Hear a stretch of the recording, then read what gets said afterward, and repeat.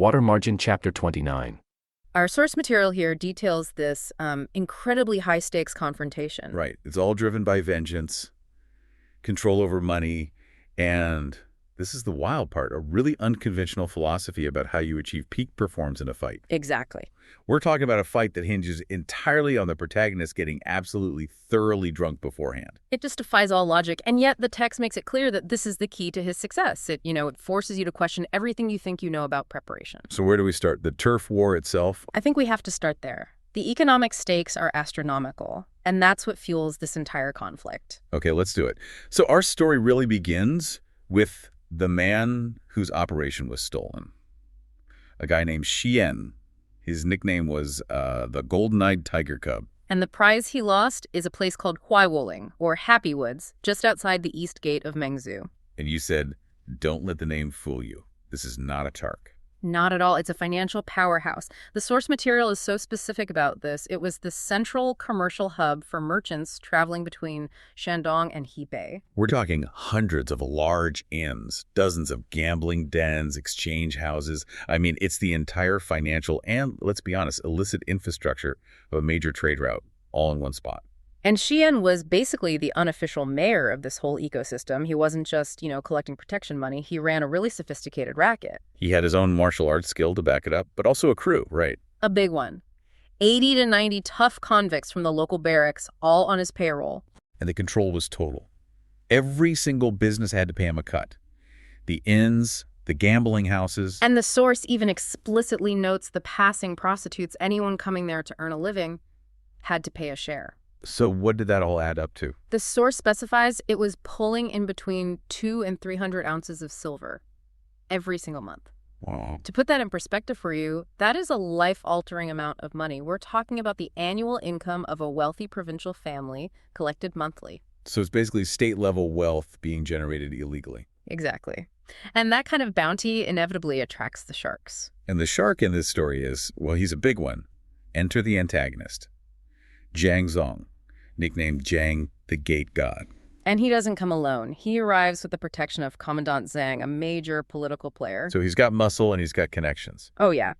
The Gate God is described as 9 feet tall, just a monumental figure, and he immediately challenges the Tiger Cub's control. His fighting resume is pretty impressive, too. It's not just brute strength. No, not at all. He was skilled with spears and staves, good at what the text calls throwing fists, flying kicks. But his real specialty, his ace, was wrestling. Xiangpu. He had the credentials to back that up. He did. He boasted that after 3 years of competitive wrestling at the religious center of Mount Tai, he was completely unchallenged. He literally says, "No one is my equal under heaven." And he proves it. He goes head-to-head with Jiang, the Tiger Cub, and just destroys him. Soundly defeated. The text says Jiang was in bed for 2 months, still bandaged up and recovering when Wusong shows up. But this is the critical strategic turn, right? This explains why Jiang can't just fight back himself. Exactly. Because of Commandant Zhang's political protection, Jiang can't just use his own convicts or, open force without risking immediate legal backlash. He'd be ruined. So they need an outsider. They need someone who is already operating outside the legal system. Wusong is a convict, a key too. His status as an outlaw becomes his political shield, you see. It lets him bypass the commandant's authority and challenge Jiang directly. So, okay. Jiang lays out this whole story, the money, the defeat, this untouchable 9-foot champion. And Wusong, the man they desperately need, hears all this. And he just laughs. He laughs. It's such a great character moment. It is. He asks if the Gate God has several heads or several arms. And when Jiang says, no, he's just a man, 1 head, 2 arms, Wusong just dismisses him completely. He says he only fears someone with Neza's abilities, Neza being the deity with 3 heads and 6 arms. Right, so a 9-foot wrestling champion, to him that's just not a problem. His self-assurance is magnificent. He declares his life's purpose is to fight the hardest men in the world, those who disregard morality. And he is ready to go right then and there. And he sets the stakes as high as they can possibly go. He tells Jiang, if my fist is heavy enough to kill him, I will pay the price with my own life. That's the ultimate commitment. But this is where you see that clash between sort of raw enthusiasm and actual tactical strategy. Yes, because Jiang immediately wants to pump the brakes. He suggests they wait a day, send a scout, make sure the Gate God is actually home. To avoid the classic mistake, right? Beating the grass and startling the snake. Don't give your enemy time to prepare. But Wusong finds this caution infuriating. He just explodes. He calls the delay not the actions of a real man. For him, if they're going, they should go now. The idea of planning seems to annoy him more than the fight itself. He just operates on this frequency of immediate aggression. He really does. It actually takes the intervention of Xian's father, the old manager, to calm everyone down and formalize the whole pact. And they forge a formal brotherhood. Xian bows 4 times. Wusong is officially their champion, the man to reclaim this massive prize. The deal is sealed, and Wusong, satisfied, proceeds to get thoroughly, enthusiastically drunk that evening. Which brings us to the next morning. And the most revolutionary piece of strategy in this entire story. Exactly. So the next day, the management team, let's call him, they try to curb his drinking. They know his reputation. They serve him light tea and food. They're worried he's still hungover and might, as the text says, ruin the real business. But Wusong insists on a ritual that sounds like it's designed to sabotage the entire mission. He sets a very specific condition. Wu san bu guo wang. Which means? No 3, no passing. He demands, if I don't drink 3 bowls of wine at every tavern we pass, we cannot move on. This is the whole thing. This completely upends classical fighting philosophy. It sounds completely absurd. The goal is to go fight a giant wrestler, and the preparation is to get bombed first. Xian must have just lost his mind. He panics. He immediately starts doing the math on this disaster. The journey is about 14 to 15 live. Which for our listeners is, what, 5 or 6 miles? Roughly, yeah. A good walk. And along that route, he counts 12 or 13 taverns. So do the math. 12 taverns, 3 bowls of wine each. That's 35, maybe 36 bowls of wine before he even gets there. This isn't just having drink for courage. This is maximizing intoxication. Xian is terrified. He thinks Wusong will be completely useless, unable to even stand up, let alone fight the gate god. He sees the wine as poison to their plan. But then comes the big reveal, the aha moment. For Wusong, intoxication is not a handicap. It is the source of his power. He lays out his whole philosophy. I have no ability without wine. And he formalizes it with this incredible mantra. 1 measure of wine, 1 measure of ability, 5 measures of wine, 5 measures of ability. If I drink 10 measures of wine, I don't know where the strength comes from. It's like he's describing a state of power that's beyond his own physical understanding. Yeah. That's fascinating. Is it purely psychological confidence, or is he saying it's a physiological need? I think it's a brilliant blend of both, which is why this is such a great for a warrior like Wusong, who operates on pure aggressive instinct. You know, sobriety might actually introduce caution he doesn't want. Right, gets in the way. Exactly. The wine acts like a cognitive key. It unlocks this higher, more chaotic fighting frequency where he stops thinking and just acts on pure primal force. And he's got the ultimate trump card to prove it. He brings up his most famous story. He does. He reminds Xian of the time he killed the man-eating tiger on Jiang Ridge. And how was he when he did it? Thoroughly drunk. Lanzu. Exactly. He uses his own history of success while extremely intoxicated as his evidence. For him, the conventional approach is the failure. He needs the chaos. So once Xian gets this, once he realizes the wine isn't a bug but a feature, he makes this brilliant managerial pivot. He immediately shifts from feeling the ritual to strategically supporting it. It's amazing. It becomes a logistical marvel.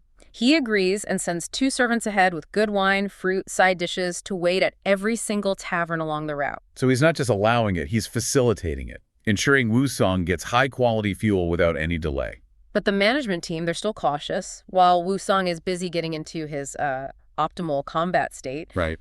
Xian's father, the old manager, deploys his own pragmatic, sober strategy in the background. He secretly picks 10 to 20 strong and able-bodied men to follow them slowly. Ah, so they have backup. Secret backup, yes, which is tactical common sense married to this heroic recklessness. Okay, I have to challenge that a bit. If Wusong truly believes his ability is maximized by wine and he needs no help, doesn't this secret backup kind of undermine his whole philosophy? That's a great question, and it really highlights the brilliant contrast in the source. Wusong's philosophy is singular.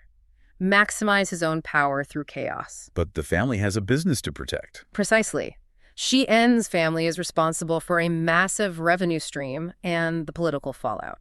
They recognize that while Wusong may be invincible drunk, They cannot risk the consequences of failure. So it's a dual strategy. You have maximum internal chaos from the champion, but maximum external control and backup from the management. It's the perfect synthesis, a high-risk, high-reward champion and pragmatic, risk-averse management.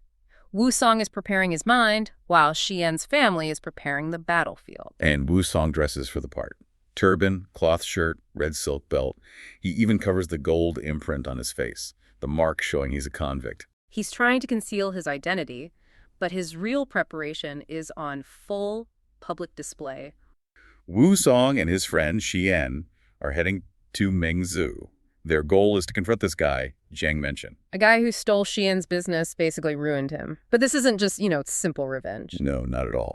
The brilliant multi-stage operation that Wusong puts into motion. We're going to track how he weaponizes alcohol, how he manages his own image, and uses this kind of psychological and even economic warfare to win long before he throws a single punch. It's just the ultimate lesson in controlled chaos, isn't it? It is. I mean, he appears completely out of control, staggering around, falling all over the place, but really he's laser-focused and just executing a perfect plan. So this is less about brute force and more about timing and deception. Exactly. He wants his opponent to think he's fighting some stumbling drunk, not one of the greatest martial artists of his time. Okay, let's get into it. Because the foundation for this entire fight, it doesn't start at the tavern door. No, it starts miles away. It starts with this really deliberate, almost ritualistic series of drinking stops. The journey itself is stage one of the strategy. Yes, controlled intoxication. He and Xian set out from Mengzu in the brutal heat of July. The sources really emphasize this, the intense, draining heat. So even the environment is working against them. Right. And the stops are so intentional, they pass one tavern, then pull into a second one, this classic village brew spot. It's described as being really picturesque, willows, lotus flowers. Why does that detail matter so much? The scenery. I think it establishes this feeling of peace and ease that Wusong is about to just completely shatter. But the critical part isn't the scenery, it's the routine. The rule of three. The rule of three. At every single tavern, and they hit about 10 before Xian leaves him, Wusong demands 3 large bowls of wine. No small cups. Okay, but why 3? It feels so specific. Why not just, drink as much as you can? Because 3 is a measurement. He's calibrating. If he just drank nonstop, he'd lose control. By stopping and drinking exactly 3 bowls, he's building this very specific, very manageable level of intoxication. Huh.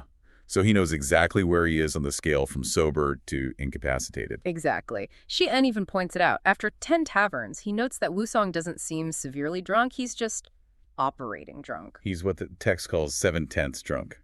He has the swagger, the excuse for his behavior, but his actual fighting skills are completely unimpaired. Which is an incredible display of discipline, right? Yeah. To hold that line for miles in the hot sun. He needs the buzz to seem unpredictable, but he needs his motor skills to be perfect. Okay, so Xian eventually leaves him with that classic warning, don't underestimate the enemy. Right, and Wusong, now alone, actually pushes it one step further. He drinks 10 more bowls in the last stretch before he gets to Kuailan. And those final bowls, that's just pure theater. Pure theater. That's what allows him to go from that controlled 7/10 state to actively performing being 10/10 drunk. He's creating this perfect, juicy target for Jiang Menshen. And here's where it gets really good, because the performance kicks off immediately. He gets to the forest, and he's just all over the place. The source says forward staggering, backward leaning, east falling, west tumbling. He's putting on a show for everyone. And the target, Jiang Menshen, is right there, sitting under a tree, fanning himself. He's described as being as big as a Vajra warrior, just huge. Confident, relaxed, dominating the space. And what does Wusong do? He walks right past him, completely ignores the main guy, and goes straight for the tavern, which is the heart of the whole stolen enterprise. And this tavern is a symbol. It's called the Heiyang Wind and Moon. It has these big golden banners. One of them reads, "In wine the universe is vast, in a pot the sun and moon are long." This is a high-end place. It's not just a shack. And at the center of it all is Jiang Menshen's new concubine, who's managing the counter. And the contrast between them is just so stark. The text describes him as coarse and ugly purple flesh, bulging veins. While she is described with all this beautiful poetic language, brows like emerald peaks, eyes like autumn waves. That contrast is the whole point. She represents the luxury, the status, the profit that Jiang Menshen stole. Wusong's attack has to destroy the man, but first it has to publicly destroy the symbols of his success. It's a psychological attack first. Absolutely. Psychological, economic, and then finally physical. So he sits down, locks eyes with her, and just starts the provocation. He's using that drunkenness as a perfect excuse for being an absolute menace. He starts by attacking the product, their livelihood. He orders wine, tastes it, and just says, not good, exchange it. And he does this 3 times. 3 times, forcing them to waste expensive wine, forcing them to just swallow their anger because, he's just some rich, obnoxious drunk. But that's not enough to get the reaction he wants, so he pivots. To verbal assault. He asks the waiter, what is your master's name? The waiter says, Jiang, and Wusong comes back with this perfect, nonsensical insult. Why isn't he named Leo? I mean, it's genius, isn't it? It's so absurd. It's designed specifically to enrage them, to make them make the first move. And it works. The concubine just snaps. She calls him a wretch and a damn thief and pushes the counter aside to come at him. And that's the trigger. That is the moment he was waiting for. The performance of being drunk is now officially over. The chaos begins. He rips off his outer gown, throws his bucket of wine on the floor, more waste, more destruction, and grabs her. And then comes the iconic move. He smashes her hairpin, a symbol of her status, grabs her by the hair, lifts her clean over the counter. And throws her straight into one of the massive wine vats. The source even gives you the sound effect. It's incredible. Okay, we have to pause on that for a second. That is pure psychological warfare. It's theater. It's not just violence. He's destroying valuable inventory. He's humiliating his enemy's prized possession, and he's doing it all in public. He has completely dismantled the man's status before even laying a finger on it. Exactly. The psychological and economic war is already won. The rest is just cleanup. So the staff, of course, they rush him. And Wusong, who is now clearly not drunk, just deals with them effortlessly. He grabs 2 of them and tosses them into the other 2 wine vats, planting them inside. Planting them, wow. 2 more he just drops with a punch and a kick, and then one waiter manages to get away to warn Jiang Menshen. But Wusong doesn't wait for him in the tavern. No, he makes a very specific choice. Yeah. He decides to meet the enemy on the broad road where everyone can see and laugh. He wants a public stage for the final act. So he shifts from internal destruction to this big open-air confrontation. Right. And Jiang Menshen comes rushing out. He's alarmed. He's already off balance. The sources say he's been hollowed out by wine and sex. He sees Wusong stumbling around and thinks this will be easy. He's expecting a clumsy brawl. He's expecting brute force, but what he gets is precision. This is where Wusong unleashes his real skill, his signature move, the Jade Ring Step Mandarin Duck Feet. That's such a great name. What does that actually mean? What is that technique? It's like deadly dancing. It's all about deception and speed. The Mandarin duck feet part means his feet move as a perfectly coordinated pair, so he's always balanced, always nimble. Okay. And the jade ring part refers to the circular motion. He doesn't just charge forward. He uses circular movements to evade and find openings, which is perfect against a bigger, slower guy like Jiang Menshen. So he uses the opponent's size against him. How does it play out? It is devastatingly fast. First, he throws 2 quick, empty punches feints right at Jiang Menshen's face. Which makes him raise his guard. Brings his guard up high, defending against the drunkard's wild swings he's expecting. And in that split second, Wusong pivots. He turns his back. That seems incredibly risky. It is, but it's a calculated risk. He turns to generate power and unleashes a flying kick right into Jiang Menshen's lower abdomen. Oof. That'll stop anyone in their tracks. It paralyzes his core, destroys his balance. He just gasps and doubles over. Before he can even process that, Wusong spins back and lands his right foot with just incredible precision, square on Jiang Menshen's forehead, knocks him flat on his back. Wow. It's over. Just like that. Over. Wusong steps onto his chest, raises this fist the size of a vinegar vat, and the fight is done. It took maybe 10 seconds. All that preparation for a 10-second fight. And Jiang Menshen is just broken. He's screaming for mercy, agreeing to Wusong's 3 demands before he's even heard them. He even says, forget 3, I will agree to 300. He's that terrified. Yep. He knows he's not dealing with a drunk. He's dealing with a genius who has systematically destroyed every part of his life in the span of about 20 minutes.